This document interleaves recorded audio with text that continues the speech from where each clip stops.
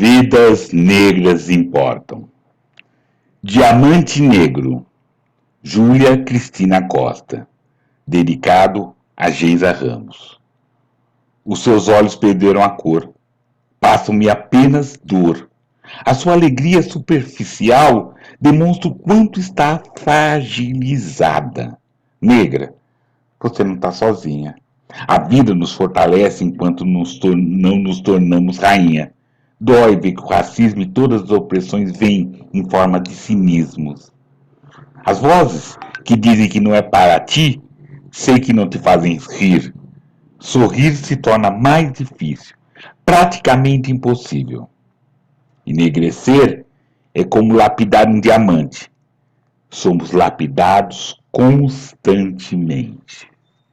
Diamante Negro, Júlia Cristina Costa. Notas de escurecimento gerações. Salve! Sou Plínio Camilo e eu tenho o prazer de apresentar esse programa. E hoje eu ofereço essa boa conversa para o Plínio Gonçalves, a Inay Araújo, Alex Pereira, João Adão Oliveira e Miriam Castro. E lembrando que o Nota de Escurecimento ele tem a parceria da nossa web rádio. Todas as terças e quartas-feiras, nossos programas são retransmitidos. Terça, às 20 horas e quarta, às 17 horas. E nesse programa aqui, nós temos o prazer de conversar com Graça Marques. Salve, Graça Marques. Venha, por favor, querida. Venha aqui. Apareça, vamos conversar. Bem-vinda.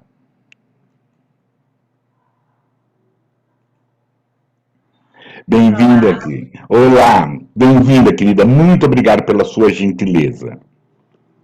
Eu é que agradeço o espaço, o convite, e fico super feliz de poder estar participando. Lógico, por favor. Então já começamos, vamos começar a história. Por gentileza, querida, se apresente, por favor.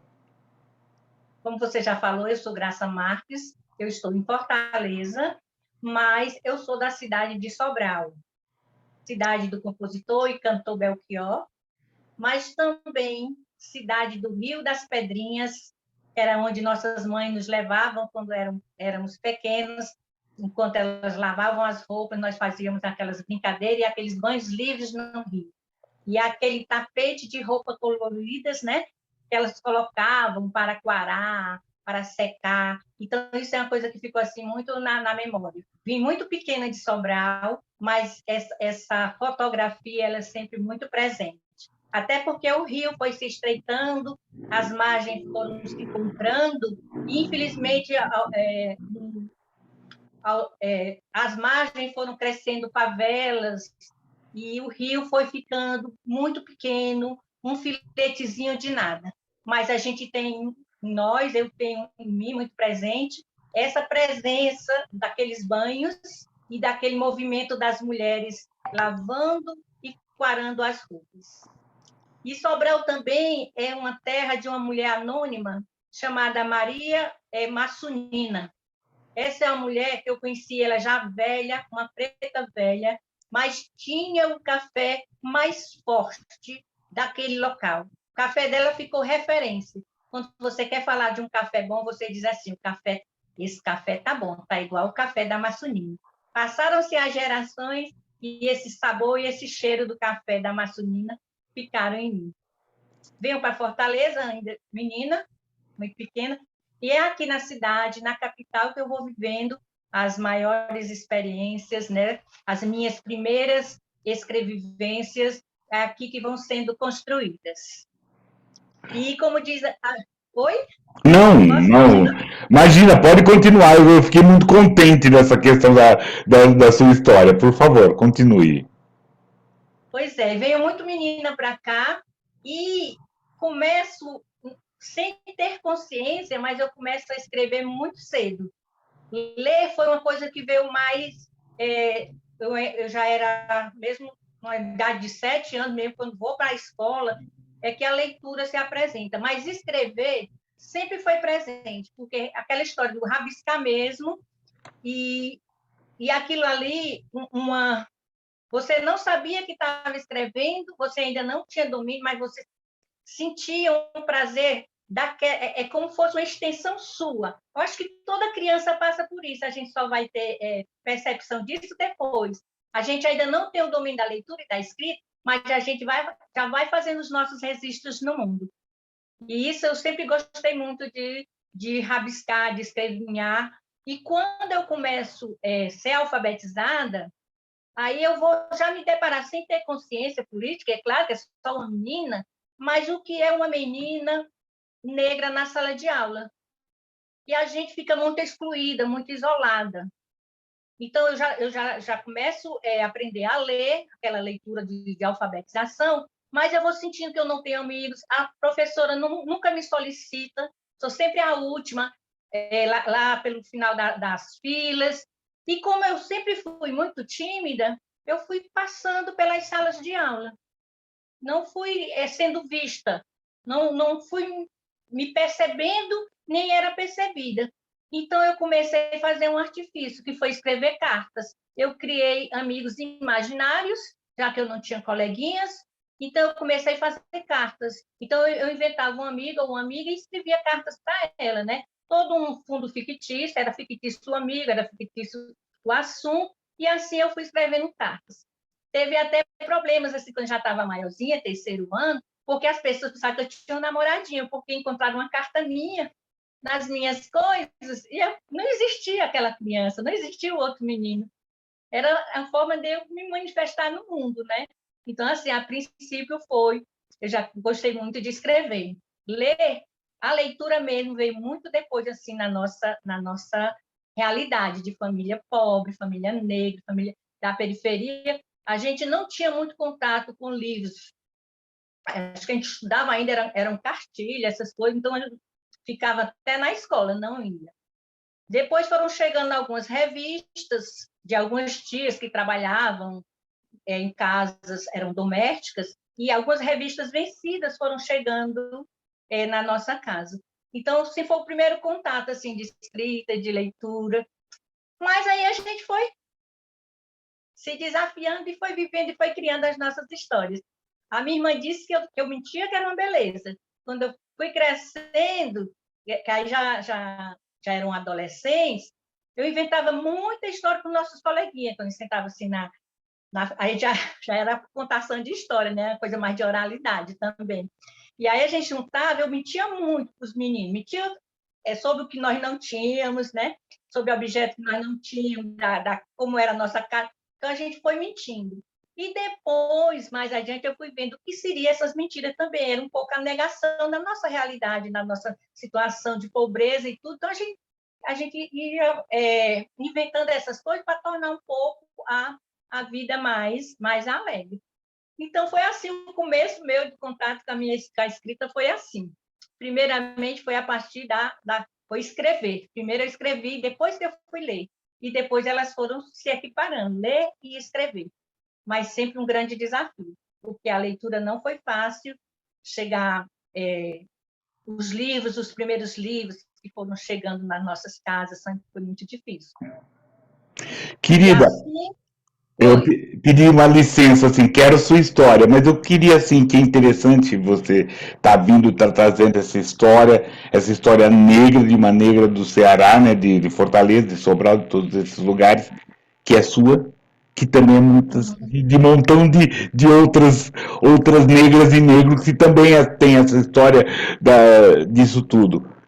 Conta pra gente, por gentileza, né, dê um quadro pra gente dessa questão. Como que é essa questão negra aí no Ceará? Como que vem essa questão negra? Porque aqui, e muitas vezes, e como diria no texto, quando nesses sorrisos superficiais, a gente ouve um montão de lendas, que o Ceará é isso, que não tem aquilo, essas outras coisas, e depois percebe que não é dessa forma, desse jeito, só não é, e é também dessa cor, né? Como que é por aí o Ceará pra gente, por favor? No final dos anos 70, começa aqui em Fortaleza, e talvez no Ceará, o primeiro movimento de consciência negra, um grupo que foi acompanhado, a princípio, pela ex-militantes da Ação Católica.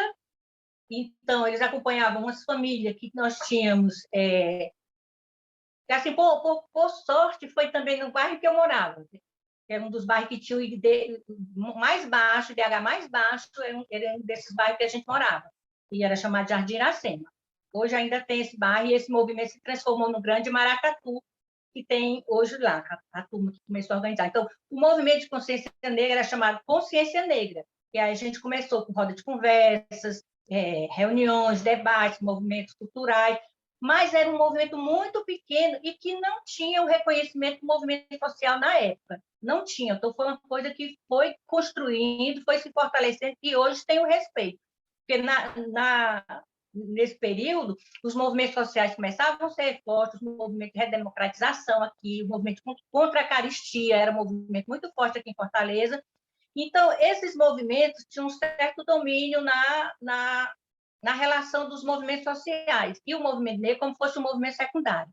E depois a gente vai percebendo, quando a gente vai adquirindo a consciência, que não é só no movimento sindical, não é só no movimento social, não é só no movimento de mulheres, não é só na literatura, a gente vai percebendo que querem nos colocar em segundo plano, em vários aspectos, em todos os aspectos. Então, ele começa a surgir nesse período, mas vai ganhando força.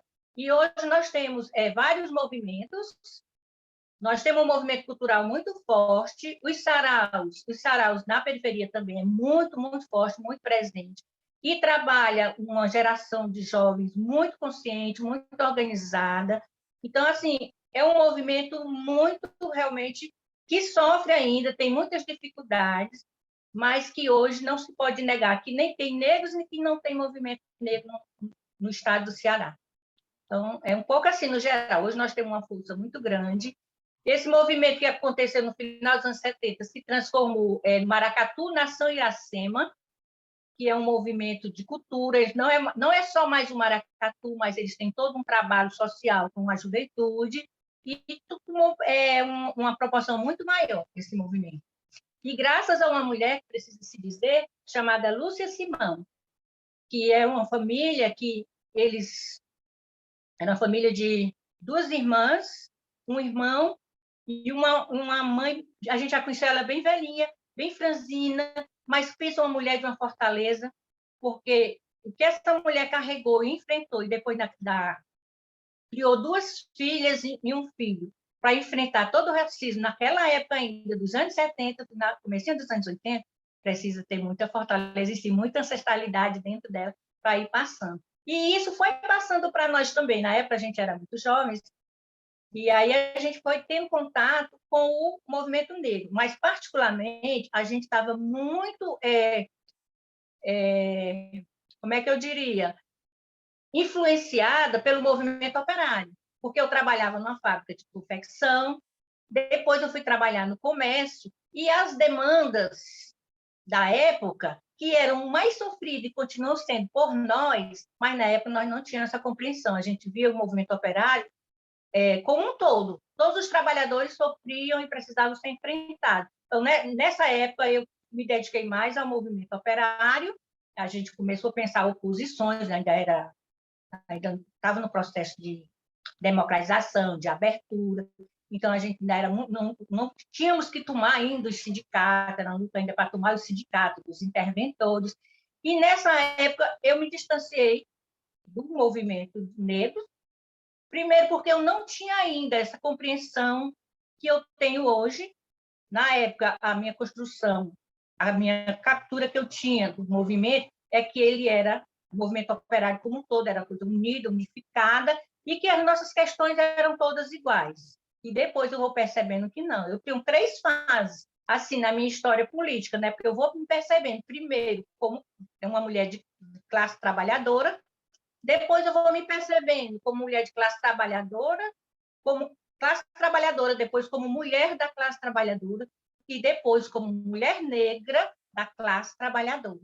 Aí a gente vai vendo assim toda uma formação e como é importante as pessoas que vão cruzando, que vão atravessando nossas histórias, porque são essas pessoas que vão ampliando esse nosso olhar, esse nosso sentir e o nosso intervir, que vai ficando também de forma diferente.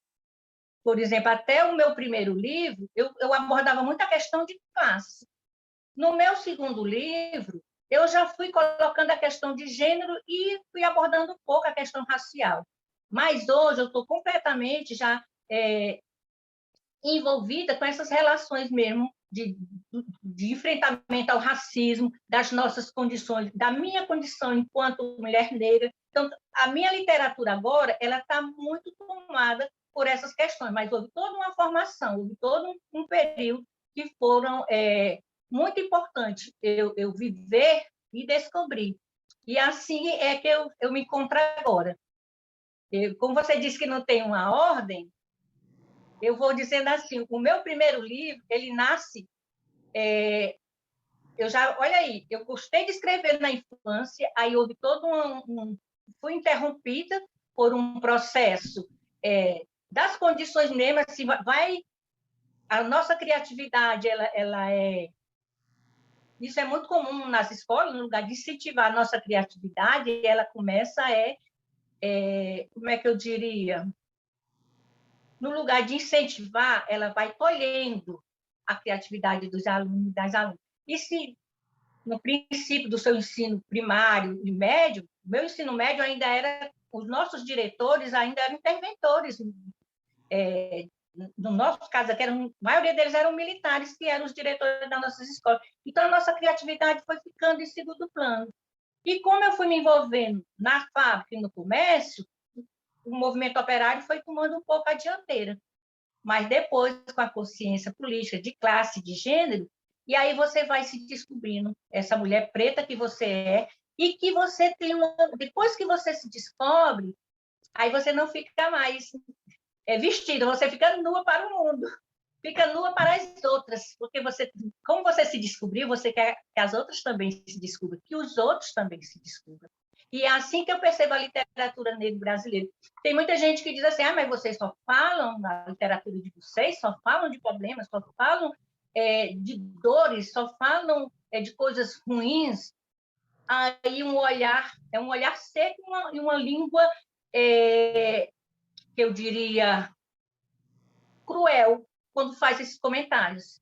Porque como é que nós vamos falar de coisas tão boas se o nosso universo não é assim? Agora, isso não impede que a gente também trabalhe e a gente aborde outros temas naturais da nossa vida, da nossa subjetividade, do nosso amor, do nosso erotismo, seja o que for. Mas ninguém pode deixar e fechar os olhos e ignorar e achar que a nossa literatura é uma literatura só de coisas boas, só nós não podemos ignorar o mundo que nós vivemos. E o mundo que nós vivemos é um mundo racista. Então, a nossa literatura ela é atravessada de enfrentamento ao racismo. Eu vou percebendo muito desse jeito. Não tem como não ser. Às vezes, uma vez eu vi até uma entrevista da Conceição Evaristo em que ela dizia: falam da nossa literatura, que é uma literatura de dor. Quiseram nós que não fossem assim. Mas não é a realidade, né? Também, né? Como a gente estava conversando, nós podemos falar de dor, amor, né? Sofrer, rir, chorar, daqui, acolá, de lá, de ontem, de anteontem. Só que nós temos né? As autoras negras e os autores negros têm esse olhar, né? Esse olhar de escurecimento, esse olhar negro. É muito interessante. Querido, então volta assim, por gentileza, volta a falar da sua, né? Do seu produzir os livros. Conte pra gente dessas trajetórias aí, muito Meu interessante. primeiro livro, Plínio, ele nasce assim, da coragem mesmo, assim, porque eu fui pertinho dos meus 50 anos, e aí eu disse assim, gente, faz tanto tempo que eu não escrevo, tanta coisa para se dizer, e aí eu comecei a organizar material e dinheiro para poder produzir um livro. E eu queria dar esse livro de presente aos meus amigos no meu de 50 anos. Isso foi em 2015. Só que, quando eu termino o livro, eu não fiz por editora, sairia muito caro, eu fiz o livro por uma gráfica mesmo. Mas teve uma boa editoração, teve um bom como é que eu diria? Eu consegui deixar o livro muito bonito, apesar de não ter sido um livro feito por uma editora, todo o design gráfico eu consegui um amigo que fez, e ficou muito bonito. E quando eu terminei o livro, as pessoas disseram, você não vai dar esse livro de presente, não. Tu vai vender esse livro. Então, várias pessoas que eu fui apresentando o livro, que é o primeiro livro, Entre Sonhos e Borboletas, é um livro de contos e de poemas. Então, as pessoas dizem assim, não, tu não vai vender esse livro, porque o livro está muito bonito. Não vai dar de presente, tu vai vender. Aí eu peguei, fui na onda das pessoas e vendi o livro. E foi muito bem aceito, e a partir daí eu me incentivei, olha, o pessoal gosta do que eu escrevo, isso é bom. Então, isso aumenta também as responsabilidades. E aí, a partir daí, desse primeiro livro, eu comecei a trabalhar com microcontos. Eu gostei muito de microcontos, participava de grupos que fazem microcontos, que tinha desafio da palavra, todo dia você participava, eles lançavam uma palavra e você tinha que fazer. Então, eu fui gostando, fui participava de uns 3 grupos de microcontos, e isso me incentivou a fazer os curtos, como é que chama? Nanicos, né? Nanocontos, e nessa história de fazer os microcontos, eu fui criando as essências poéticas. E aí eu podia apresentar as pessoas em forma de vidrinhos de perfume, e aí eu apresentava em cada vidrinho um poema assim. Aqui tinha assim, a revolução afetiva é combustível para todas as outras revoluções. Então, era uma forma que eu achava de ir apresentando a poesia de uma forma simples, barata, e que as pessoas foram comprando também. Depois das essências poéticas, eu comecei a criar os microcontos com tema. Então, eu fiz 3 microcontos, Negritude e Resistência. Depois eu fiz Adeus Bom Comportamento e fiz Sobre o Olhar da Lua, que são uma pequena coletânea de microcontos com esses temas. E assim eu fui fazendo literatura enquanto dava aula na rede municipal e quando participava dos movimentos e ia apresentando as minhas poesias, até a chegada do segundo livro em 2019. Então, 2018, 2019, eu enfrento um câncer, e aí, nessa batalha, eu também vou me voltando para a literatura, que foi uma forma também de cura, nesse sentido de você buscar na escrita um certo amparo para aquele momento que você estava passando. Por isso que o segundo livro, eles são... Quando os olhos são livres, nenhum conto é pequeno, porque eles são feitos de 100 contos curtos e um tempo muito incerto, que a gente não saberia como que seria o futuro. Mas no tempo presente daria para fazer contos curtos. Não íamos nos preocupar em contos longos, porque aí quem é que... Né? Nós não temos como saber como seria no ano seguinte. E depois do 2019, eu fui selecionada para uma... Aí eu já estou bem mais envolvida com a literatura negra brasileira. Começo a conhecer outras autoras, começo a pesquisar.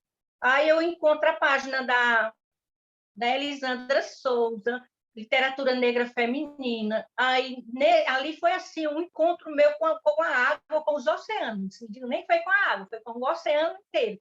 Porque a partir da página da Elisandra, eu comecei a conhecer outras autoras do nosso país, e ainda muito centrada em São Paulo, no Rio, mas a partir dessas mulheres que eu fui conhecendo, olha para você ver como é importante a rede social, como é importante esse espaço, como é importante ter agentes, como cada um de nós, a nossa fala tem um alcance muito grande.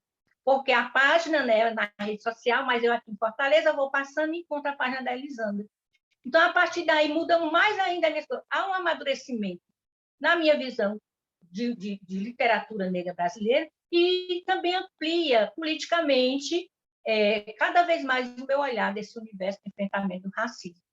Então, em 2019, eu sou selecionada para uma coletânea Negras Crônicas, da editora Vilar, que depois a gente teve grandes problemas, as autoras que foram selecionadas O livro está muito lindo, está muito bonito, é um livro potente, mas, infelizmente, nós tivemos algum problema com a editora. Mas o livro está lindo, são 25 autoras de diferentes lugares do país, e eu participo aqui com o conto Colo de Mãe Negra é Acalento de Luta. É o título do meu conto nessa primeira coletânea. E aí, a partir de 2019, a Elisângela lança uma campanha, Poema de Sobrevivência, que nós já estamos em pandemia. Então, muitas mulheres escrevem, muitas escritoras negras escrevem para a página, e depois a gente tem a alegre, né, notícia de que vai transformar a participação das mulheres num livro. E aí a gente fica naquele aguardo dessa literatura negra feminina. E nesse intervalo, em 2019, ela lançou a campanha. E 2020, a gente já está em pandemia. Não, peraí que eu estou confundindo, só um pouquinho. A campanha foi em 2020, 2019 foi Negras Crônicas, viu? Desculpa aí que eu 2019 é o meu segundo livro e a coletânea Negras Crônicas. 2020 é que é a campanha Poemas de Sobrevivência, da Elisângela. E nesse período de 2020 eu participei de mais 2 coletâneas.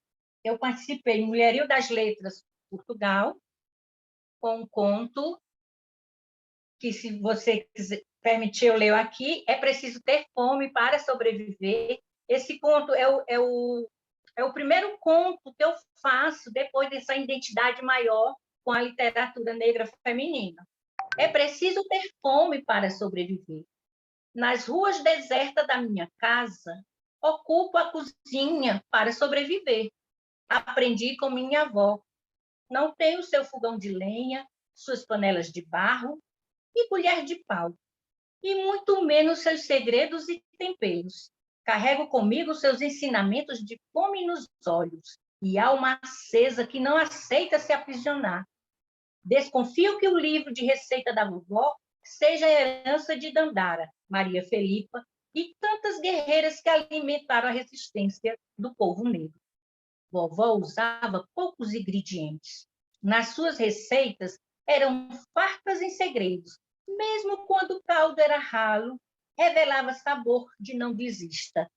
E um simples angu à base de feijão, tocinho e farinha, de tão gostoso, parecia ativar cada vez mais a fome. Vó dizia que era preciso ter fome para sobreviver, não só fome de comida, que se bota no prato, mas fome de liberdade. Quem saboreava seus pratos aprendia a não engolir o que lhe oprimia. Junto com a comida da avó, também se mastigava a resistência. Acolhida nos braços das ancestrais, de vovó, as que vieram antes dela. Esqueço que estou sozinha. Me lembro que não sou sozinha. Comigo todas que fortalecem, todas que, mesmo distante, me ajudaram a mexer a panela. Insisto em confiar, provoco a fome, eu quero sobreviver. Quebro o silêncio da cozinha, com o movimento de preparo da comida, um som de faca na pedra, um barulho de água fervendo, o alimento criando vida, e eu criando o alimento, e o alimento me deixando viva. Meu livro de receita, tal qual o da vovó, foge aos modelos convencionais. São receitas simples que satisfazem a fome do corpo. Receita de encher os olhos de fome por igualdade. E receitas que incitam a alma a se rebelar contra o indigesto preconceito. Uma culinária antirracista, com a pitada da escrevivência de Conceição Evaristo. Uma colher cheia de Angela Davis para mudar o que não se pode aceitar. Uma xícara de Maya Angelou, para que ninguém se esqueça de levantar quando cair.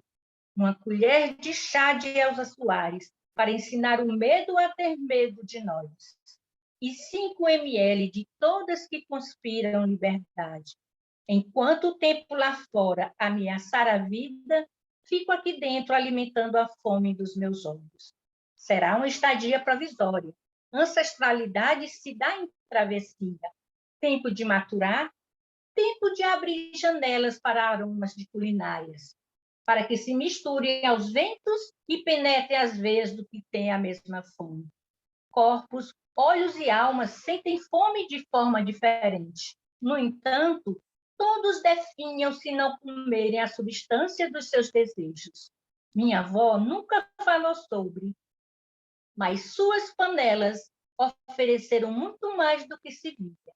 Saciava o corpo, trazia questionamento aos olhos e inquietação à alma. Tudo que se mastigava se reverberava. Uma cozinha em constante movimento de corpos com fome de vida. Uma panela com o tempero e a força dos ancestrais.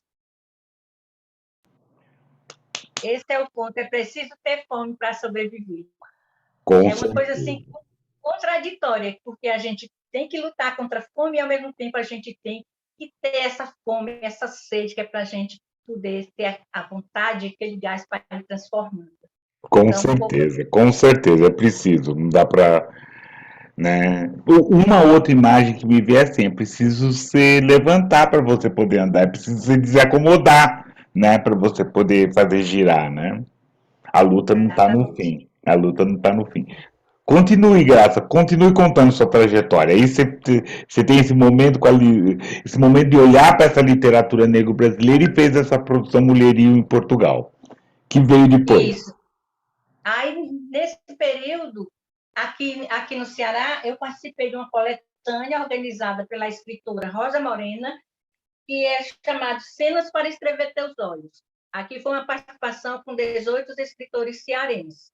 Nessa aqui eu não vou ler, porque também é longo, mas com as bênçãos de Mãe Preta e as armas do Birimbau. Isso aqui já é um novo conto que eu já vou ficando influenciada, né, por tudo isso que eu vou descobrindo, que vai se revelando em mim também, né? Então, esse é o segundo livro que eu participo, a segunda coletânea. E a última que chegou e que deixou assim, que é a literatura negra feminina, essa daqui, né? E eu estou aguardando, a gente agora já está com as 3 vacinas, a gente já está com a flexibilização, porque ela teve o lançamento virtual. Em São Paulo está acontecendo em vários lugares, e eu estou pensando aqui em Fortaleza a gente fazer o lançamento dele presencial. Estamos só organizando chegar mais alguns livros, para a gente poder organizar o lançamento dele. Esse livro aqui ele é super interessante, né?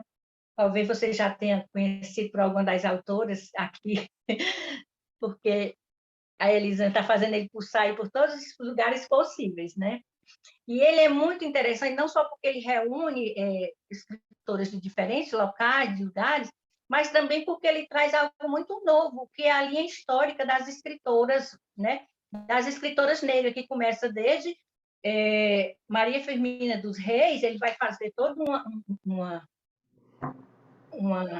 uma linha histórica até os anos 2020. Então, vai muita gente que nós não conhecemos, muita gente que foi ficando invisibilizada, e aí isso é muito importante, esse resgate. E essa luta das escritoras negras e dos escritores, né, a literatura negra como um todo, ela precisa muito desse resgate, porque eu não penso só em quem escreveu, mas eu penso nos que não puderam escrever, nos que foram silenciados, tantas histórias que estão soltas, que estão soltas, mas não estão perdidas, porque, de uma certa forma, elas vão influenciando os autores que se desafiam a escrever.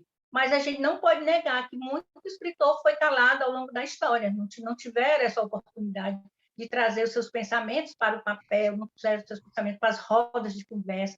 Muita coisa ficou na oralidade por conta dessa literatura mais canônica, mais feita mesmo por branco, uma literatura mesmo eurocentrista. Então, a gente é esse povo que está incomodando. Por quê? Incomodando no sentido porque a gente vai forçando a nossa presença. E isso vem muito graças aos movimentos sociais, vem ao Sarau. Eu acho que o Sarau foi uma coisa assim que, historicamente, eles não podem ser ignorados. Como também o Cadernos Negros, que é esse movimento que eu conheci nos anos 80, uma xerox copiada, que passou por tantas, acho que passou por tantas mãos, esse Cadernos Negros, nos anos 80, quando a gente estava nos movimentos operários ainda, e isso ali já repercutia na gente. Isso aqui é produção de gente negra. Isso ali traz para a gente um fermento, uma fortaleza muito grande. Então, quando eu penso em escrever, às vezes a pessoa diz, é uma escrita militante? É uma escrita militante, sim, porque onde puder chegar a nossa voz, a nossa escrita, as pessoas vão poder dizer que é possível escrever e que ela existe e ela precisa ser reconhecida. Não se pode pensar a literatura sem os Cadernos Negros e tantos outros autores importantes que vêm fazendo, e vêm repercutindo e vêm influenciando gerações e mais gerações. Eu sou resultado disso, e mesmo assim, eu consciente, esclarecida, quantas pessoas eu fui descobrindo nesses últimos 2 anos, gente que está fazendo literatura há 15, 20 anos, que eu vim conhecer agora há pouco tempo. Então, isso é um apagamento histórico muito grande. E isso é que a gente tem que... E isso a gente tem uma responsabilidade com isso, porque a gente tem que correr atrás desse... Eu sempre digo que nós temos dívidas históricas. Nós não. A sociedade tem dívidas históricas conosco, por conta disso. Não só na literatura, mas em todos os outros aspectos. E é assim, né? A nossa... É sempre um olho no peixe e um olho no gato, porque a gente tem que fazer. A gente tem que ajudar outras pessoas a fazerem também. A gente nunca vai querer caminhar só. O que eu acho bonito na questão da literatura negra é isso. A gente não caminha só. Outras pessoas me ajudaram e eu sinto que com a minha palavra, com a minha escrita, eu posso ajudar muitas outras pessoas. Quando eu descubro essa literatura mais potente, e eu vou me envolvendo, foi nesse período agora da pandemia, né? Foi 2020, 2021. E agora, o que eu quero? Eu quero muito que a gente possa voltar com as rodas de conversa, que a gente possa levar essa literatura para as periferias, porque por onde eu andei, como muitas pessoas não conheciam, ainda tem... A gente, às vezes, tem um risco muito grande de não ficar nas nossas bolhas. Às vezes, eu vejo nas nossas redes sociais que tem muita gente já de movimento de literatura, mas ainda há um grande desafio. Nós não podemos correr no risco de ficar só entre nós. Por isso que o seu programa é importante, o seu canal é importante, por isso que os saraus são importantes, e essas rodas de conversa, porque a gente precisa sair de nós nesse sentido, de ser a extensão da gente, ser a extensão do nosso pensamento em outros lugares. E a gente fazia no passado as rodas de conversa, as rodas de mulheres, e a gente tinha um café com tapioca que a gente reunia os moradores. E isso era tão gostoso, por quê? Porque a gente chamava os vizinhos, chegava para conversar, ia falar um problema da realidade, trazia um texto, trazia uma música. E isso a gente tem que voltar a fazer agora, depois. Né? A gente diz depois da pandemia, a gente sabe que a pandemia não acabou, mas a gente diz que agora está mais tranquilo para a gente estar voltando também para essas atividades. Então, eu penso muito, muito nesse sentido, assim. Do que eu aprendo, do que eu faço para chegar também em outras pessoas, para crescer, ampliar o pensamento, né, dessa literatura. Justo, justíssimo, justo e necessário fazer esse trabalho aqui, ali, acolá, né, no Ceará, no Rio Grande do Sul, em todos os lugares. Conta com a gente, conta comigo, vamos fazer. Querida, eu quero pedir para você, a gente vai fazer um intervalo, essas coisas todas, vamos ter uma questão da estante preta, porém antes eu gostaria que você declamasse, contasse um texto, um microconto, 3 microcontos aí pra gente. Escolha, querida, No por favor. retorno, né? No retorno. Vamos agora. No retorno vai ter mais. Agora, antes de ir no retorno, você prepara mais. Um microconto que eu gosto muito. Primeiro, dentro de Margarida tem um mar. Esse é um, certo? Ah, tá. Então, como é microcontos, então imaginar que microconto é uma coisa que eu trabalho também, contos curtos, é essa coisa muito interessante. Eu pedi 3, vamos lá, faltam 2. Ah, segundo, medo tinha, mas confiava no lobo e carregava no peito. Deixa eu ver aqui um outro. Deixa eu ler aqui um das garrafinhas que eu fazia. Envelhece quem rejuvenesce com as vitórias e as derrotas. Legal, querida, legal, legal, legal. Então, vou pedir sua licença para a gente para a gente fazer interromper os nossos trabalhos, fazer alguma coisa assim, para a gente mostrar a nossa estante preta, e que daqui a pouco a gente volta para poder conversar, poder falar todas as coisas, certo? Vamos lá. Deixa nesse momento aproveitar e pedir para todas e todos, quem não, assine nosso canal, vamos lá. Assine principalmente, por gentileza, comente essas nossas conversas, né? Dê palpite, fala o que você achou, o que você acha, como é que é. Comente, porque quanto mais comentário, quanto mais inscrição no nosso canal, muito mais gente vai poder ver. E é esse trabalho. Preta, preto, comente esse nosso canal, sabe? Para que a gente possa, sabe, levar essa conversa, esse conhecimento, esse olhar escurecido para mais lugares, por favor, né? Vamos lá, Estante Preta. O nosso primeiro livro é A Equilibrista Sem Dom, né? Um livro de estreia da Mila Gomes, que são 42 poemas reunidos, né? E essa poeta, Mila, é carioca, e ela reafirma em versos simples e direto a tese que ela mesma apresenta em sua nota de orelha. A poesia está em todos os extremos. Em tom francamente confessional, a escritora põe a linguagem a caminhar, a trilhar entre imagens de amor realizados e obscuras cenas de desalento. Não há meio termo, não há meia palavra, não há equilíbrio, não há beleza. Mas há beleza e não há beleza. A Equilibrista Sem Dom, Mila Gomes, editora IP Amarelo. O outro livro de sugestão dessa estante preta, e que alguém que, né, com certeza está nesse livro da Elisandra, é Antonieta de Barros, professora, escritora, jornalista, primeira deputada catarinense e negra do Brasil. Livro de Jerusa Romão, que segundo a Isa Marim Romão Nogueira, ela fala que, fugindo das narrativas que roubam de todos os barros o protagonismo de suas próprias histórias, essa obra de Jerusa, ela faz mais do que dar substância à vida política dessa professora, ao considerá-la mulher do seu tempo, que era em seus pioneirismos, em suas contradições, enfim, sua humanidade. E esse livro serve para fazer essa denúncia de diversos outros, né, clareamentos que vivemos e não conseguimos superar. Né? Vale a pena a gente parar e ler.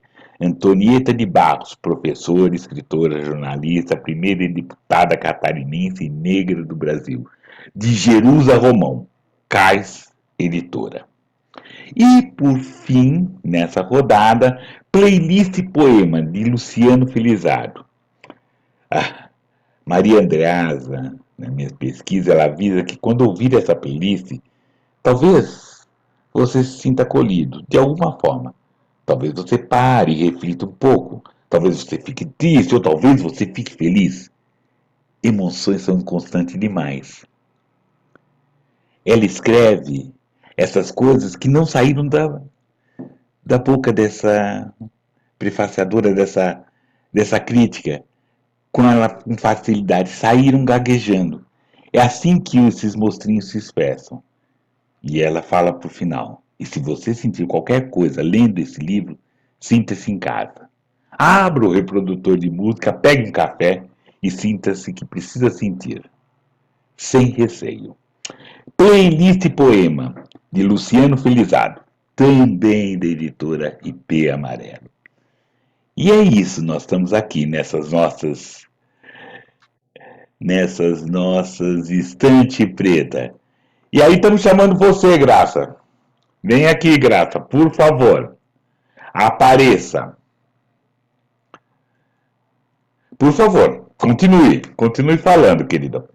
Deixa eu mandar mais um de microcontos. Quanto você quiser.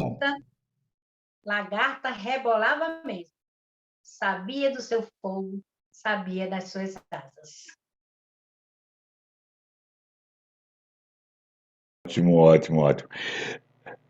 Graça, aí você trouxe sua trajetória, eu acho que fica bem, é interessante esse momento, esses seus momentos lagarto, em cima do que você falou, esses momentos lagarta, nessa questão do movimento operário, que sim, tinha aquele olhar, foi importante, era importante, mas tinha aquele olhar, o movimento operário, o operário, assim, depois perceber-se mulher nesse movimento, mulher trabalhadora, depois de negra, mulher trabalhadora. Né? Tem toda essa história, você volta nela caso você queira. Mas aí, o que nós temos de graça daqui para frente? Desse maio que nós estamos iniciando para frente, desse ano.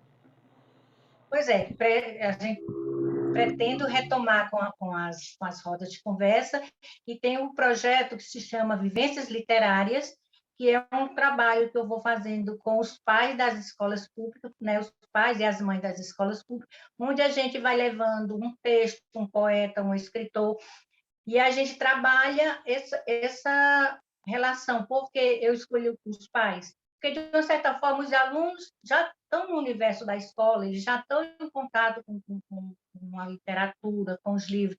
E os pais da periferia, eles não têm esse acesso. Então, eu conversando com algumas direções das escolas, porque eu me aposentei também esse período todo, ó, de que eu lancei o meu segundo livro, que fez esse enfrentamento, né, desse CA, e aí vem a minha aposentadoria, e vem a pandemia, então foi um negócio muito grande, assim, foi uma mistura muito grande, né? Então, nisso tudo também veio a aposentadoria, já me afasto da sala de aula, que era para mim, assim, o chão da sala de aula era tudo para mim até bem pouco tempo. Então, eu tenho que ir reinventando como que eu vou mantendo essa questão da minha relação com o outro, o meu desafio, a minha missão. Então, eu criei o projeto Vivências Literárias, que é essas rodas com os pais de alunos da escola pública e também de associações comunitárias. Então, esse aí a gente já vai começar a fazer os agendamentos, talvez abril e maio a gente já comece com as primeiras rodas de conversa. E um outro trabalho eu quero fazer, porque a gente descobre, depois que a gente se apropria, que a nossa vida, parte dela foi roubada. A gente, povo negro, mulher negra, a gente vai descobrindo isso. Então, a gente vai também se enchendo de algumas coisas que você tem que buscar atrás, que você tem que resgatar. Então, eu estou com um projeto que são a pesquisar e fazer todo um trabalho sobre as mulheres da minha família, que é principalmente do lado materno, que nós temos a presença das mulheres muito forte. Todas são 7 mulheres, as irmãs da minha mãe e a Susan, são 7 mulheres negras, todas com relações de histórias muito parecidas, todas da mesma geração, e mulheres negras que não foram se percebendo, não foram percebendo suas negritudes e foram sendo anuladas, muitas delas, porque tiveram toda uma experiência de trabalho doméstico. Isso, elas tinham muito assim de trabalhar nas casas dos brancos. E isso era como se o branco fosse um ser, nós fôssemos um ser inferior. Quando elas falavam ir na casa do branco, ir o trabalho na casa do branco, então se colocava numa questão de inferioridade muito grande. E por incrível que pareça, a minha mãe foi a única que não foi trabalhar nas casas dos brancos, como eles chamavam. E talvez isso, essa relação tenha feito muita diferença, porque nós, na nossa casa, nosso lar, as mulheres foram ficando mais rebeldes. Eu, minha irmã, a minha outra irmã, que já foi direto para a fábrica, a gente teve uma outra relação, assim, de mais empoderamento, de construção das nossas identidades. Então, eu quero resgatar, porque apesar de não terem tido essa questão da identidade, terem se percebido, mas elas tiveram toda uma vivência de situação de mulher negra a vida inteira. Então, é preciso um pouco resgatar isso, né? É um projeto que eu tenho. Porque a minha mãe, a minha avó, a gente chamava ela de Zou, mãe Zou.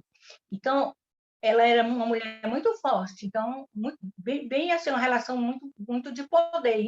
E isso as filhas, apesar de não ter consciência política, eram mulheres fortes dentro das suas famílias. E eu quero resgatar muito isso. Principalmente a minha mãe, que era uma mulher rebelde quando criança, que quando mandava buscar água no pote, no distante, ela quebrava os potes todos os dias para não trazer a água. Isso a minha mãe. Apanhava, né? Tinha os castigos, mas no outro dia ela quebrava outro pote, ou quartinha, seja o que for que desse ela para trazer a água.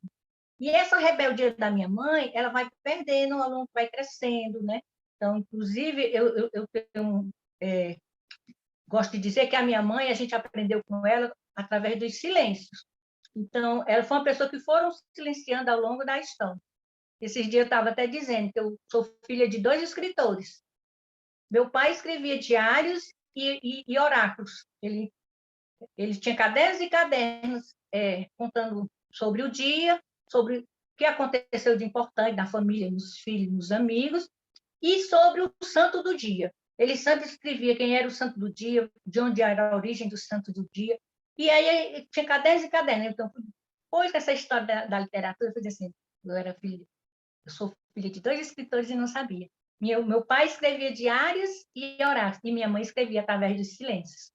A escrita da minha mãe era muito mais subjetiva, porque a gente precisava ter um ouvido, um olhar mais apurado para ler nas entrelinhas da mamãe, né? De mamãe. Então, mas como a gente perceber essas histórias dessas mulheres, para que não fiquem soltas, né? Que a gente possa resgatar isso. Isso é importante para as nossas famílias. Então, esse é um projeto e é de fazer esse resgate das filhas da Azul, né? Assim, a princípio, assim, o nome provisório é esse, as filhas da Azul. Depois a gente vai vendo E, como é. e eu gostei dessa ideia da literatura feita do silêncio, porque ela nos exige essa ler as entrelinhas, e é isso da literatura negra. Porque se você fizer uma leitura superficial, volta naquele poema de entrada, você vai falar que é dor, que é isso, que é só a mesma coisa.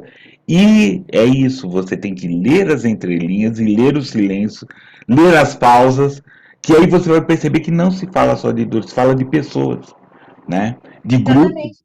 de grupos que foram sequestrados estão aqui, estamos falando dessa história toda. Então, esse leitor, ele não tem que ser passivo, né? De vai, vou receber, vou ouvir uma historinha. Você vai vivenciar, você vai refletir uma história. Você vai trazer um outro negro ponto de vista. É importante que seja negro ponto de vista. Você não precisa necessariamente concordar, né? E também não é, Isso. a gente não está pedindo para concordar, mas estou falando assim, esse é o nosso ponto de vista, nos respeite, não nos Eu embranqueça. gosto de dizer que a gente precisa trazer a nossa versão da história. A nossa história precisa ser contada por nós, precisa ter a nossa versão, que é a versão real, a versão verdadeira, né? Sim, Isso é com muito certeza. importante. Com certeza. E aí vamos trazer a versão verdadeira da Graça. Graça, por favor. Um conto pra gente, por gentileza. Eu vou ler um poema. Oba! Esse poema ele é recente. Pé de resistir. Tenho acordado cinza e deitado chama. Ou o contrário, uma foto antiga, um fio de ontem, feridas cicatrizadas, feridas abertas, ferindo agora. Acender brasas molhadas. Botar, acender brasas molhadas. Botar no rosto riso afrontoso. No coração, um pé de mandacaru. Nos olhos, um corpo baobá. Nada causa mais espanto ou medo do que corpo de mulher negra que se levanta. Isso é recente. Beleza, beleza, querido. Beleza. Não, estamos aqui para ouvir. Então, vamos fazer um Então, sarau, um microconto. por favor. Jacaré, o meu caçador, não sobrou nem um pedacinho do couro. Não foi por estética, foi por instinto. Eles Boa. são curtinhos mesmo, viu? Boa. Quando eu digo que são micros, são bem micros mesmo. Não, eu acho ótimo. Eu gosto. Quem conhece sabe como eu gosto dessa questão dos microcontos, como que é uma questão que eu faço bastante e gosto de fazer. Querida, então tá, eu quero um conto mais longo para a gente fazer uma pausa, assim, por favor. É. Então, eu vou ler o da coletânea Cenas para Escrever Teus Olhos, que foi organizado com os escritores aqui do Ceará. Por favor. Com as bênçãos de Mãe Preta e as armas do berimbau. Eu gosto desse conto porque ele vai não vou apresentar o conto antes, mas dizer o quanto é importante a gente levar para as escolas a questão da discussão, do debate da nossa ancestralidade, do poder das nossas primeiras, do nosso povo. E quando a escola não cobre isso, são gerações e gerações que não vão conhecer sobre o seu povo. Com as bênçãos de Mãe Preta e as armas do berimbau. Saía da loja quando o alarme foi acionado. Sem o seu consentimento, revistaram suas sacolas de compras, sua bolsa, e nada encontraram, oferecendo a Matilde um pedido de desculpas. Indignada, dirigiu-se ao gerente, questionando se era a cor preta da pele dela que tinha acionado aquele maldito botão. Devolveu suas compras, exigiu seu dinheiro de volta e marcou um encontro no tribunal. Denunciaria a loja por racismo. Sua reação provocou a empresa. Ele propôs uma negociação para evitar escândalos e desgaste do nome da grife. Um bônus em mercadorias e tudo se resolveria no âmbito da loja. Não aceitou. Entraria sim com uma ação judicial. Para ela, vestir-se de resistência contra o preconceito era a roupa que mais lhe caía bem. Ao sair da loja, agradeceu em pensamento a sua avó, que lhe ensinou a enfrentar o preconceito desde pequena. Aprendeu que o racismo não era um problema vivido só por ela ou sua família. Afetava todo o povo negro. Era necessário resistir. Enquanto caminhava, passeou pelos tempos de infância, quando sua avó reuniu os netos para escutarem suas histórias. Nem todos eram seus netos, mas ela era a avó de todos. As narrativas de sua avó, chamada por todos de Mãe Preta, acontecia debaixo das luas cheias, quando se formava uma grande roda com meninas e meninos, encantados pelo jeito interpretativo da anciã e tomados pela curiosidade sobre os heróis do povo negro. Apesar da idade avançada, não poupava performance, incorporava deusas, guerreiras, reis e rainha.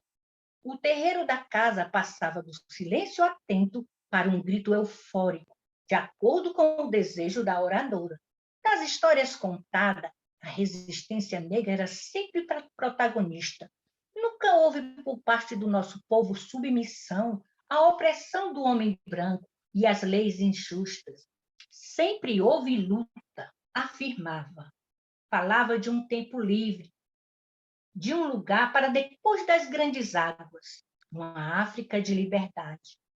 A grande casa onde viveram seus antepassados. Mãe Preta sempre repetia para se orgulharem da sua cor, da sua raça, de nunca esquecerem de quem eles são e de manterem viva a memória dos que lutaram contra o racismo. Ao final da história, havia uma mística pedindo às crianças para tocarem o rosto, sentirem seus traços, abraçarem suas belezas, e que não permitisse que ninguém falasse o contrário. Encerravam a noite sempre degustando um quitute doce de origem africana. O preferido de Matilde era o brinhola, uma fritura à base de banana, ovos, leite, farinha de trigo e açúcar refinado. A meninada levantava toda de nariz empinado, orgulhosa de suas raízes ancestrais. Foram aprendendo que seu nariz não era feio, que seu cabelo era bonito, que precisava valorizar sua cultura, conquistar e ter os seus direitos respeitados. As crianças que frequentavam o terreiro de Mãe Preta aprenderam a sobreviver. E assim como Matilde, aprenderam que se for racismo, o berimbau vai tocar. Matilde sabia o quanto foi importante ter conhecido a história de luta, resistência e ancestralidade do seu povo.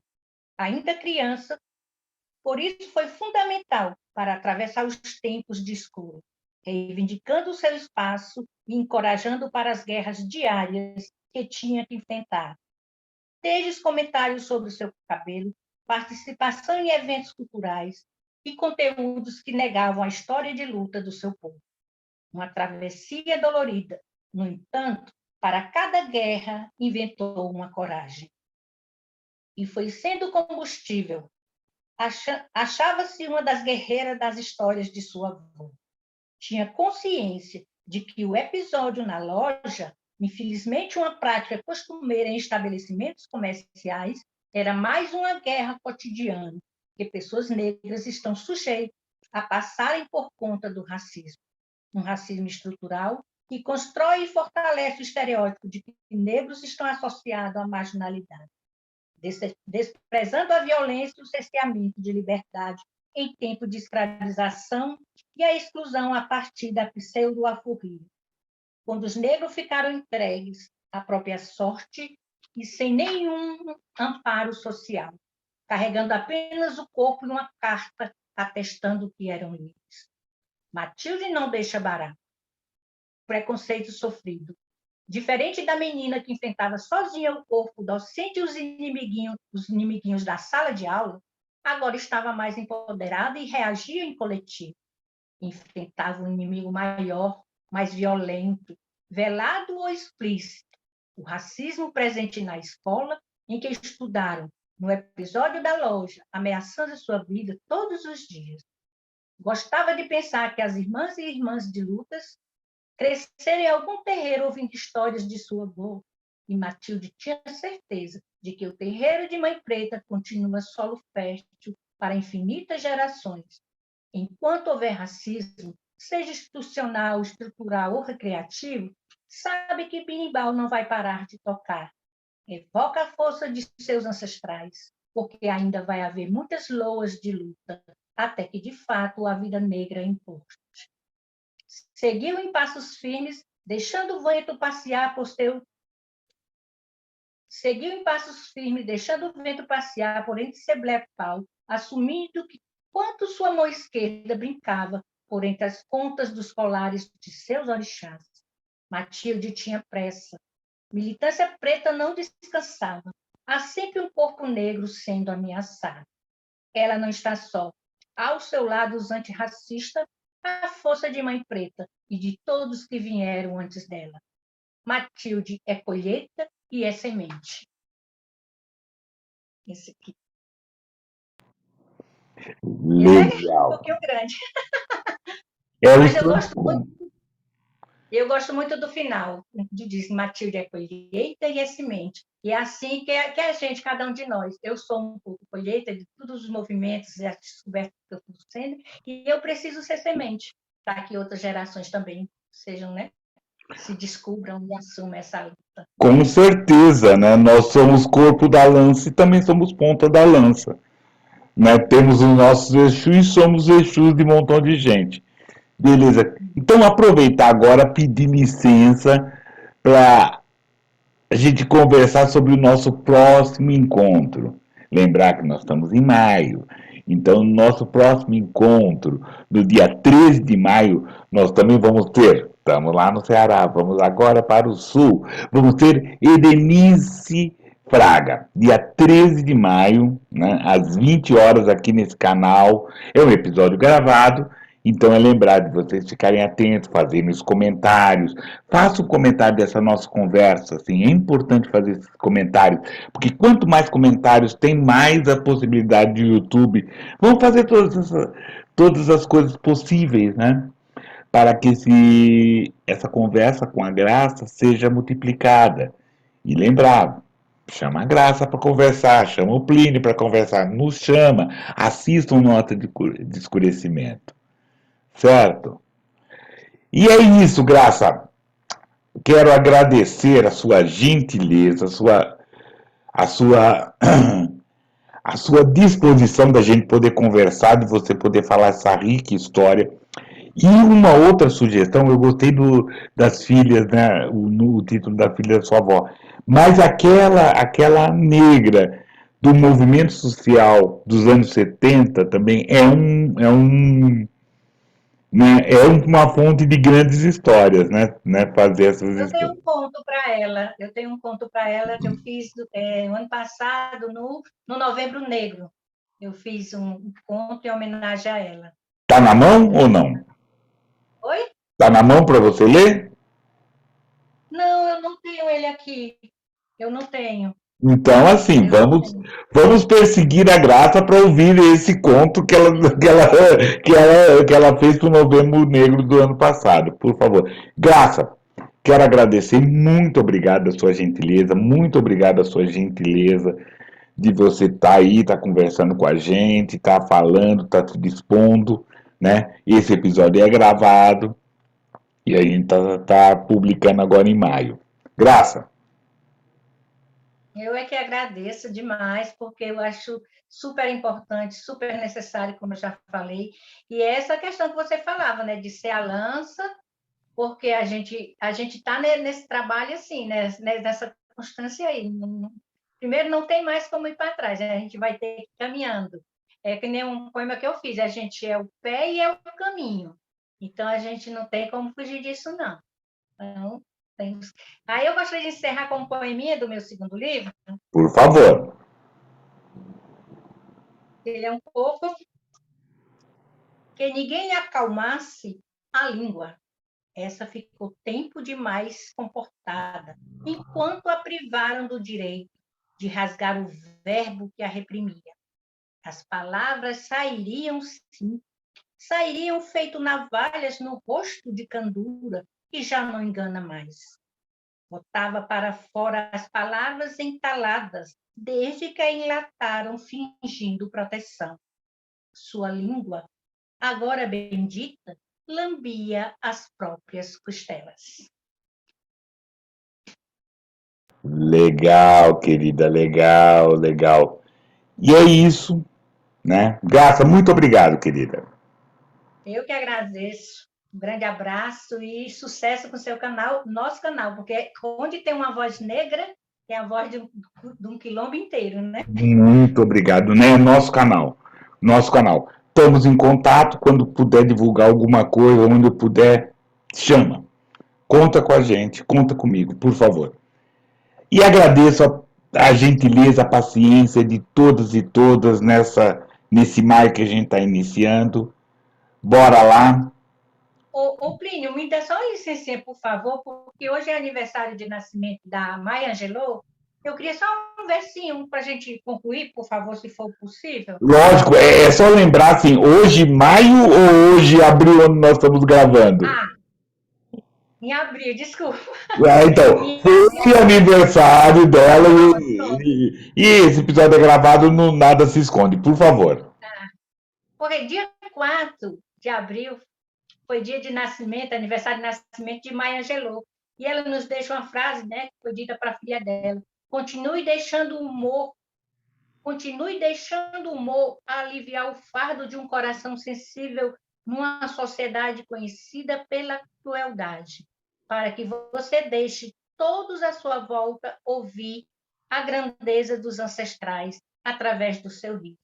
Continue a tomar a mão dos desprezados e doentes e a ajudar com orgulho.